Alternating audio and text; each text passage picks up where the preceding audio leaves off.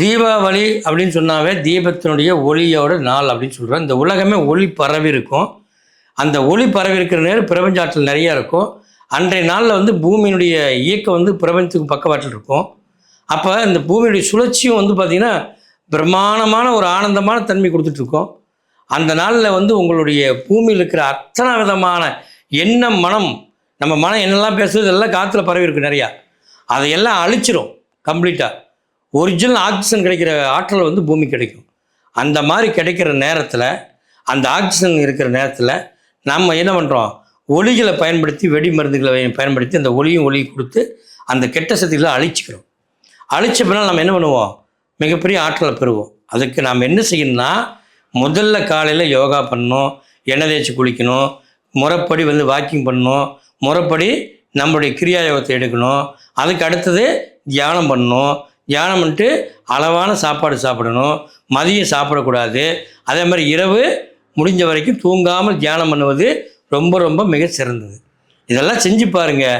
உங்கள் வாழ்க்கை தீபாவளி என்று மிகப்பெரிய மகிழ்ச்சியாக மாறி உங்கள் வாழ்க்கையை மலர்ந்து விடும். இது ஒவ்வொரு தீபாவளியும் நீங்கள் பயன்படுத்த ஆரம்பிச்சிருங்க. 16 செல்வம் கிடைக்கக்கூடிய நாள் அன்றைய நாள். முருகனுடைய மிகப்பெரிய ஆதிக்கமான நாள்.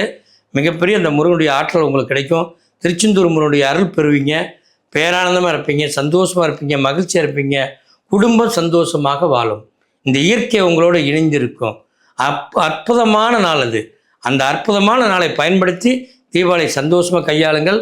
நிச்சயமாக வெடி மருந்து, வெடி பட்டாசுகளை வந்து பயன்படுத்தி கண், காது, மூக்குகளை தேவையில்லாமல் பிரச்சனைக்கு ஆளாக்கிறாதீங்க.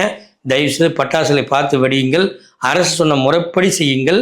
அது மட்டுமல்ல, நீங்கள் அன்று இனிப்பு சுவையான உணவுகளை சாப்பிடுங்க. ரொம்ப ரொம்ப விசேஷம். அதே போல் நாம் எல்லாத்தையும் நல்லா பேசுங்க, நல்ல புது துணி போடுங்க. அன்று வந்து நீங்கள் மகிழ்ச்சியாகவே இருக்கணும். அவ்வளோதான்.